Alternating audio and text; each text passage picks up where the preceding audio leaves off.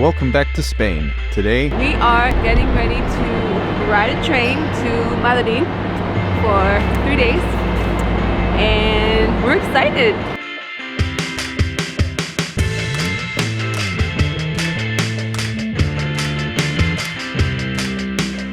we've got an exciting itinerary packed with culture, food, and digging into some family roots.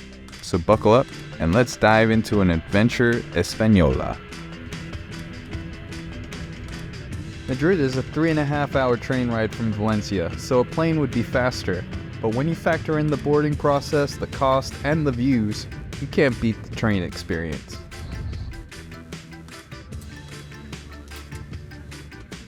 Our first stop in Madrid is this charming street market near Plaza Santa Barbara. Compared to other markets we've seen and will see on this trip, this one is pretty bougie. This market features a variety of boutique items from local artisans, and it's a great opportunity to snag some unique souvenirs. But as much as I'd love Natalie to spend our budget within our first hour in the city, we need to get some food. We found this cozy restaurant tucked away in a nearby street, and it looks like the perfect place to get our first taste of Madrid's culinary scene. Natalie got herself the house salad, and I got this interesting oxtail cannelloni. They look like purple enchiladas, but the oxtail is wrapped in a beetroot pasta, and the cheese is like nothing I've ever tasted before.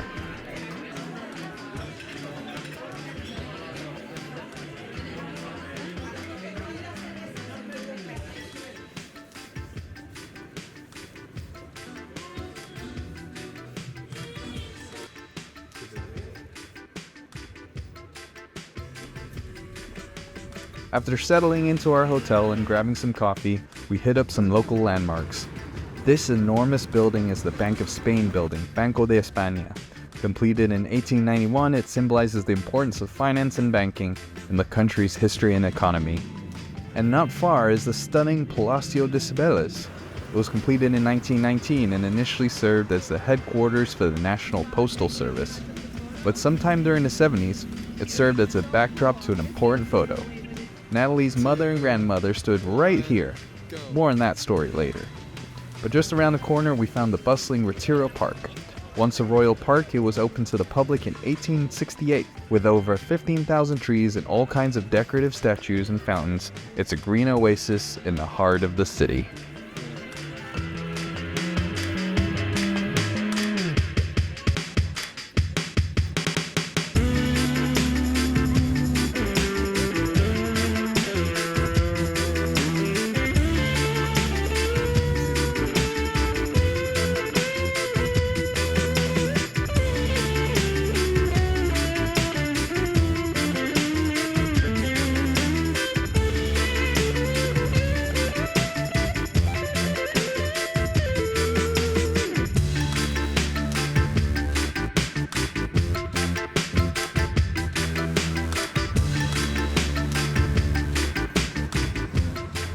As night falls, we're headed to see an incredible flamenco performance.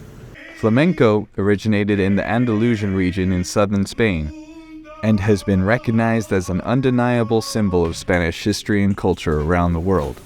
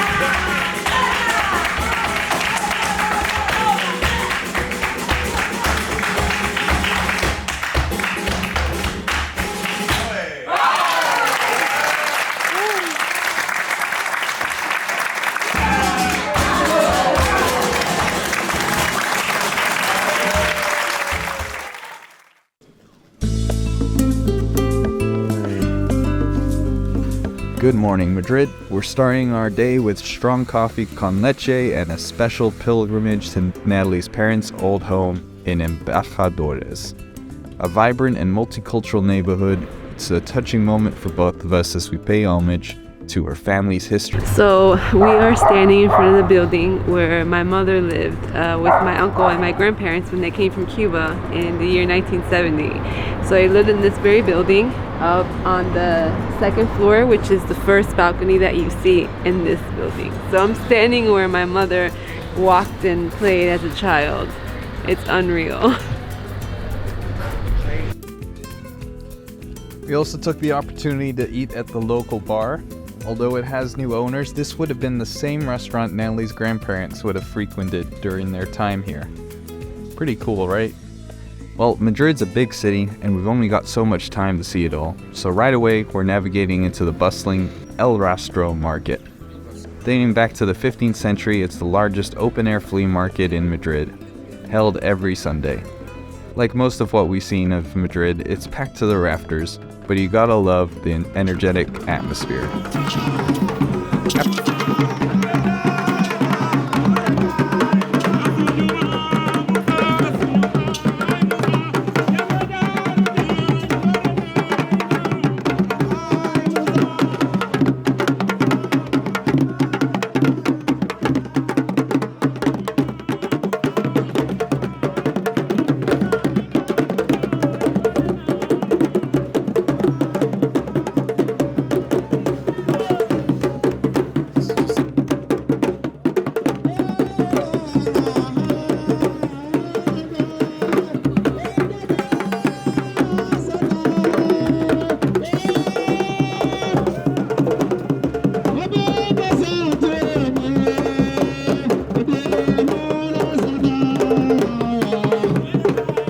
After that loud experience, it's time for a quick break.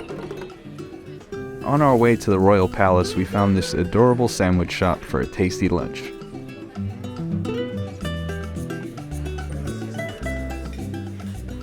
And here it is, the Majestic Royal Palace. Built in the 18th century, it's the largest royal palace in Western Europe, with over 3,000 rooms.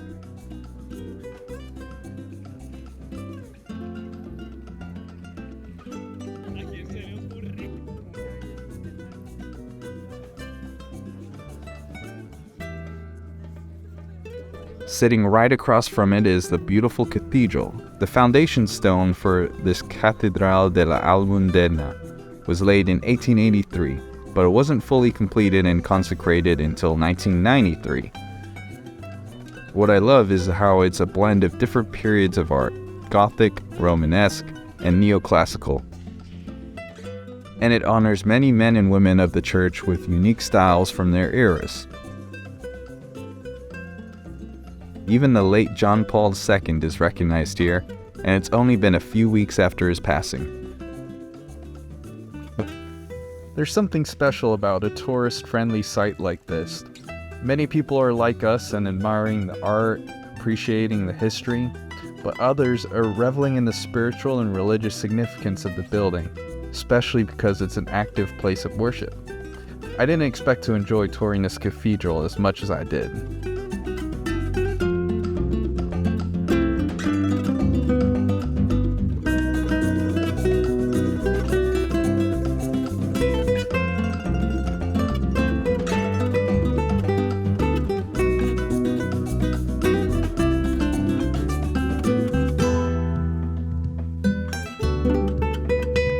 We could spend hours in here admiring and meditating on the artwork, but we know there's still so much of Madrid to see.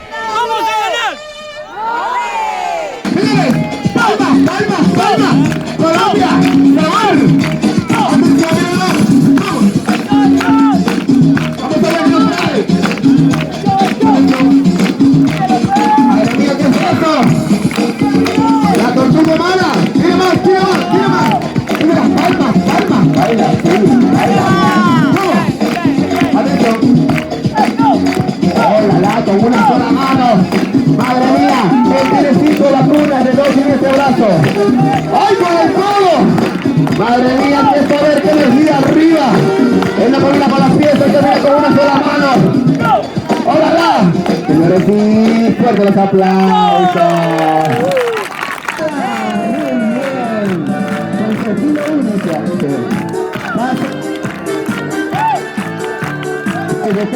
Bravo este momento.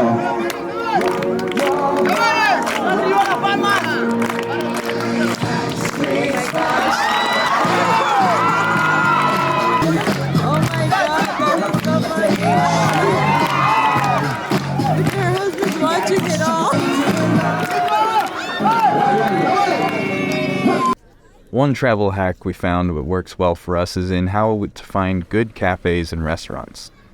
The secret is to avoid the landmark locations because if it has a view, you're usually paying for the view and not the quality of the food. We use our GPS to find high-rated spots a few blocks from the crowds. We didn't initially know much about this hidden gem, but we later found out we had stumbled on a historic cafe with incredible delights. And with it getting dark, we headed to the Temple de Debod for a picturesque sunset. This ancient Egyptian temple was a gift from Egypt to Spain in 1968 as a gesture of gratitude for Spain's help in preserving historical monuments. The temple, originally built in the 2nd century BC, was painstakingly dismantled and rebuilt here in Madrid.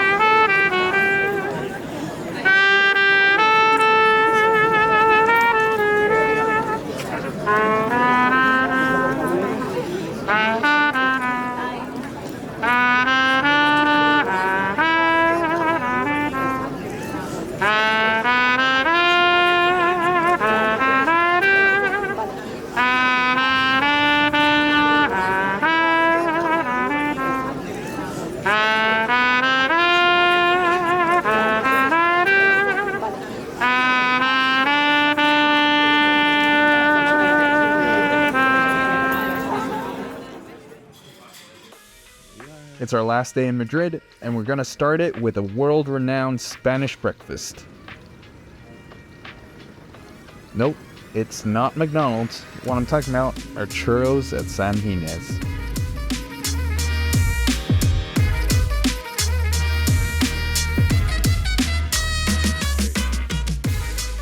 This has been at the top of everyone's recommendation list when visiting the city, and we can see why. This historic churreria has been serving up delicious churros since 1894, and it's fantastic. We were ready to jump in a long line and wait for our chance to order, but one of the awesome waiters ushered us to an available cashier.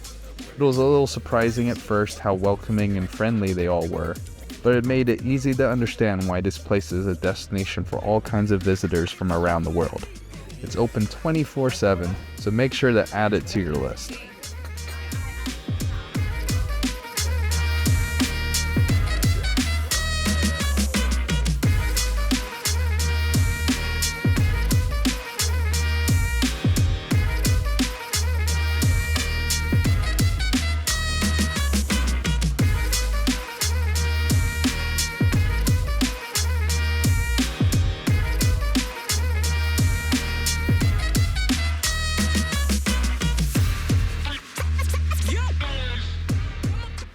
Before we head back to the train station, we've got one more epic landmark to see. It's amazing. This central square is the iconic Plaza de Mayor. It has served various purposes over the centuries, both joyous and gruesome, but it remains an icon of Spain's rich history. With our weekend coming to an end, our hearts are full.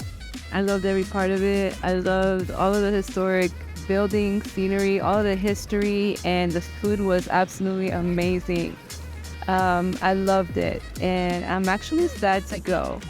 We're headed back to Valencia to give you an epic 24-hour food tour. So, subscribe if you want to see it. Ciao, amigos.